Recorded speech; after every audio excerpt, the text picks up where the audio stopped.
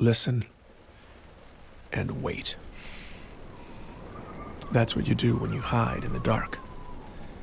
And once you've fired everything you've got at the monster, hiding in the dark is all you can do. 1,000, 2,000. Ever since we'd hacked into the Senate hearing, I'd been listening and waiting, hoping our testimony would find the right ears, afraid O and I would find us first, just sitting here in the shadows. I didn't know where O and I ended and the world began. And it was the not knowing that kept me up. Because even if we had landed a fatal blow, all we could do was watch and wait for gory chunks to surface. So far, the surface was calm. The only thing I knew for sure was Mashak had never shown up. Every day since had been sickeningly silent, and every night, my doubts grew darker, haunted by scenarios that always ended in quiet, black bags. What had I done? Pharaoh and Petrosky could handle themselves, but if O and I had come from Mashak, it was my fault. And now, they would be coming for me. I'd been holed up here for days.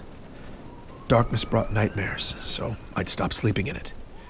Nighttime was work time, and I kept my display as dim as possible. Only my contact knew I was here, and I wanted it to stay that way. This place was all concrete and dark corners. I'd memorized the sounds the building made, the breeze shushing down the stairwells, the click of the cooling system's hibernation mode, the scurrying of rats in the walls. Anything else, and I would instantly black out my display, crawl beneath the window, and wait on high alert until the sounds and shadows normalized again. Then, I'd count to 100 and crawl back.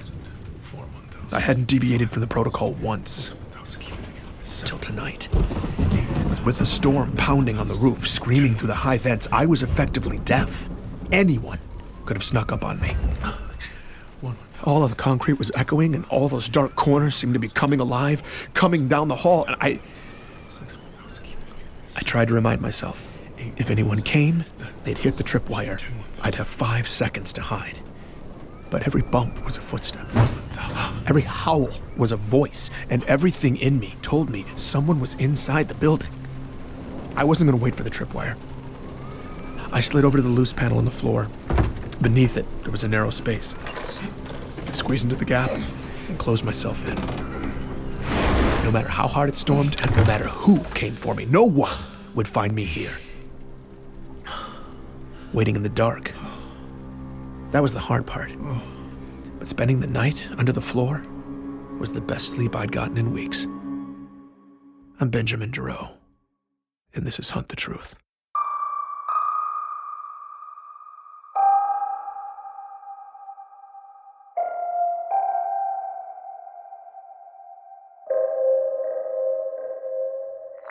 Speaking from the steps of the Congressional Plaza today, freshman Senator Andrew Del Rio issued a formal statement addressing last month's embassy massacre on Bico. It's not a promising sign for democracy when a catastrophe touches a majority of the voters, and seemingly every politician in the UEG was trying to leverage the public outrage into talking points.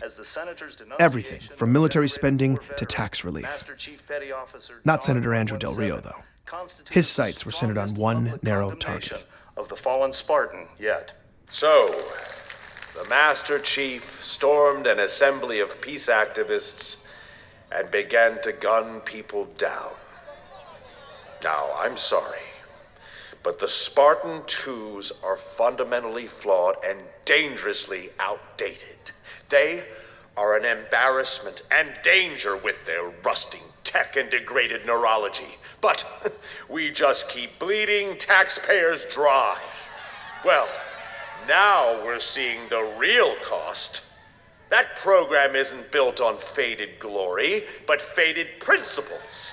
Volatile remnants of powerful weapons governed by increasingly corroded minds.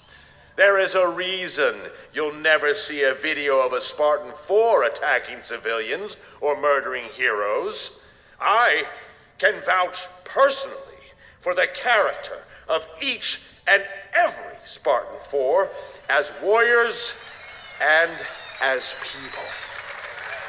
After the tragic events on Bico, I don't think there's a person alive who could say the same for the Spartan 2s. Mark my words. If we fail to decommission the Spartan 2s, there will be more Bicos, and there will be more massacres. Nobody wants to say it, but damn it, somebody has to. For those 19 families whose loved ones are never coming home because of this false Spartan, this broken bastardization of a soldier who would abandon his post, dishonor his uniform, and slaughter the very people he's sworn to protect. In the name of decency, it's time to tear down that statue and put down the Master Chief. I had to hand it to Andrew Del Rio. The man had focus. However much I hated Del Rio, and the whole propaganda machine, the leaks, the video, the report, they didn't lie. The chief shot Ambassador Sakibo's bodyguard at point-blank range, grabbed the ambassador, then escaped with the alien delegation in a hail of gunfire and dropped off Sakibo's body the next day. Those were the facts. And no matter how corrupt these politicians were, I couldn't argue with the evidence. Chief needed to come in and face due process so we could know the truth. I still believed in the chief. I believed that his legend would be restored, and I knew that there had to be more to this story. I don't know if I'd become overconfident by daylight or distracted by Del Rio, but I didn't even hear the intruder until they tripped the alarm. Oh, God. What? Ray? Is that you? Yeah. I'm caught in your booby trap. What are you doing here? You weren't supposed to come until tomorrow. You scared the hell out of me, man. Okay, can we hold that thought? I'm all wrapped up in, like, dental floss and camping gear, and this looks like something my daughter would make. Well, the tripwire wasn't dental floss. It was fishing line tied to my mess kit balanced on a ledge. Here, just get Very effective, actually. Pick your foot up. You look terrible. Oh, thanks, Ray. My life in exile wasn't glamorous. Cot, toilet, sink. My clothes doubled as bedding. Outside of research, my daily regimen featured canned goods, sink washing, stretching, and security checks. I felt like I was back on the front lines. Place looks also terrible. Super helpful, Ray. Thank you. Wait. What route did you take to get here? Did you avoid Relax. I took maximum precautions, Ben. As far as any unethical government surveillance is concerned, I'm still eating Thai food near my house. I quickly learned Ray had nothing on Mashak, nothing on Congress. Okay, but then what? News from the fashion world? What do you got? That, or the truth about Biko. Apparently, after a Mashak slush combing tutorial, Ray had been listening. And a few days ago, he'd hit on an exotic frequency going somewhere it shouldn't. The Sanghili, the alien race from the Biko peace talks, had sent an official transmission to UEG servers on Earth the day after the leaks. And on their end, the government had buried it deep. That's the Sanghili clan leader saying they had nothing to do with the massacre. And the demon wasn't responsible either. And neither did the demon. The Sanghili referred to the chief as the demon. Probably because Chief had killed thousands of their soldiers over the years, so they weren't doing him a solid. Besides, the Sanghili were all about the truth. If they shut up your embassy and sent you a message about it, it would be boasting about kill count, not an appeal for justice. Why do you sit silent while your people demand unjust blood? He's making it sound like Biko's lusting for vengeance. Huh? No, I've been looking at Biko for days. Look, it's totally peaceful there. Exactly. I did some checking, though. That feed is an old loop. The outer colonies are mostly cut off from us, but someone's cut Biko off from everybody. Nobody outside Biko knows what's happening there, and it's ugly. Ray had managed to track down Ravi, a scavenger who had made his living going terrible places, then selling intel to the highest bidder. He'd been sitting on Biko fact-gathering since Sakibo's funeral. And for this job, Ray was getting his money's worth. Protests, riots, martial law, but since the funerals, not a single prominent figure on Biko has said a word about any of it. At least not in public. Off the record, Ravi's embassy contacts were livid. Sakibo's people wanted to make a statement, clear the Sanghili, but they couldn't. The magistrate, Laurel Adams, had silenced the leadership and the media. Nobody was talking. How does she have the authority to do that? She doesn't. Adams is a puppet. The gag order came from Earth. The UEG? Why would they squash the massacre? To protect the chief? Nope. To cover their own asses. After uncovering a serious security threat 1 week before the talks, Ambassador Sakibo had petitioned the UEG for support. Badly needed support. But the senators blew him off with an automatic rejection. Sakibo's office had no choice. Regional stability was hanging in the balance, so they went ahead with the talks. And it broke. Very bad. Gag order landed, media silence. And off the record, the only answer Ravi could get when he asked who did it was not the Sangheili. But once Pharaoh's leaks hit and the chief was the bad guy, Biko's streets popped off and Sakibo's people took action. They broke rank, quietly launching an independent investigation into the massacre. The only suspects were a bunch of extremists called Sapien Sunrise. The Sapien Sunrise believed species integration was destroying civilization. Humans pure, aliens bad, that sort of thing. Most of these groups just got together in somebody's basement over baked goods and hate speech. But Ray was pulling up terrorist dossiers, donor registries, military protocols. Sapien Sunrise were packing way more than pastries. And Sakibo's talks would have represented everything they hated. Here's the overview. They did it. Well, that's a short investigation. They plotted to assassinate Ambassador Sakibo, frame the aliens, and end the peace talks. Now, I don't know if the Sapiens were counting on inept local intelligence or they're just arrogant psychopaths, but they were brazen. According to the investigators' notes, Sapien Sunrise had been loudly threatening the embassy for months. No wonder the gag order had frustrated the diplomats.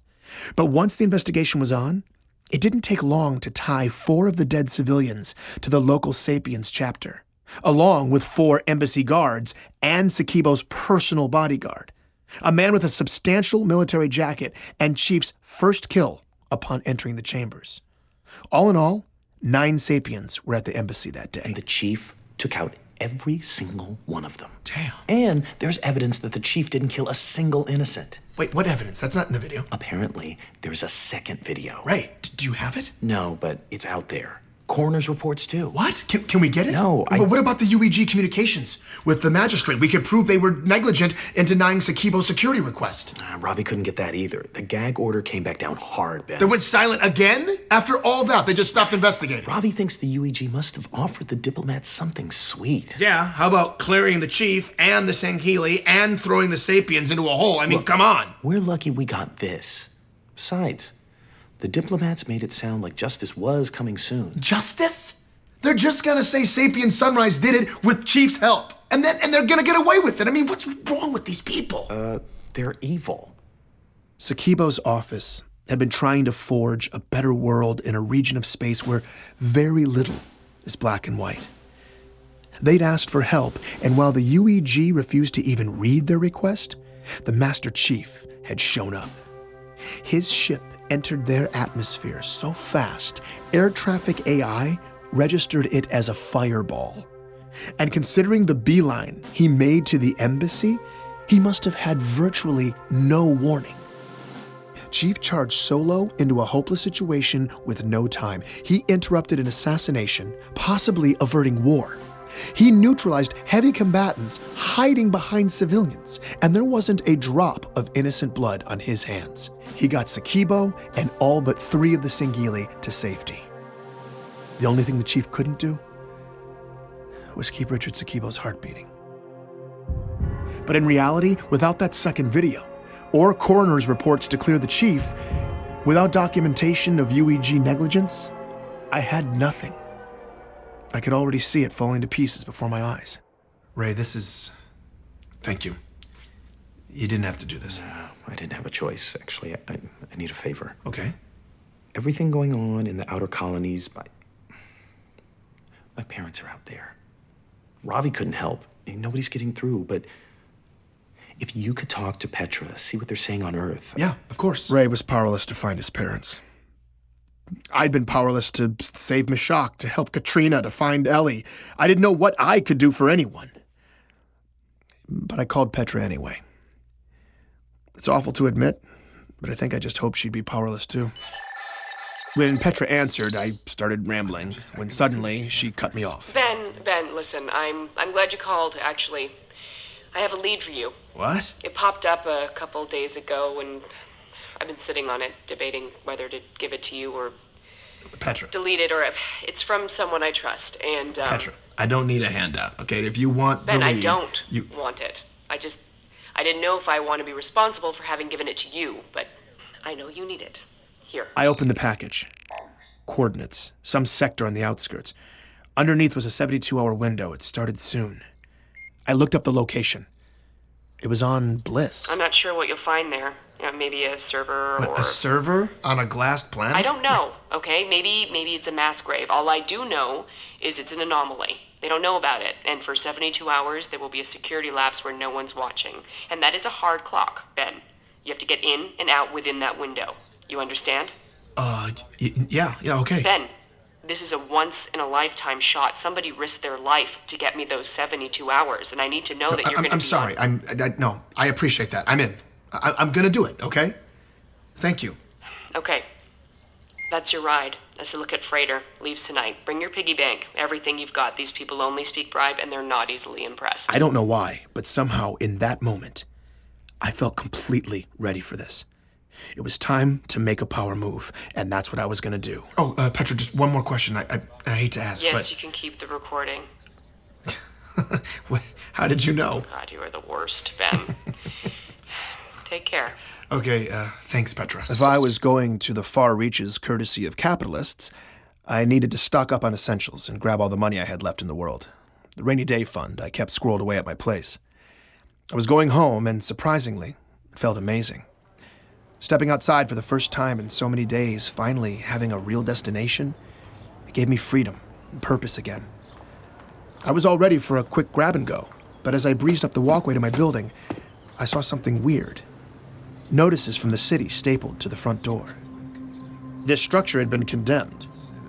Unfit for human habitation? What the hell was this? My key scan still worked, though, so I pushed into the dim entryway. The power was off in the building. It was silent. And every door down the length of the hall was ajar. What in the hell?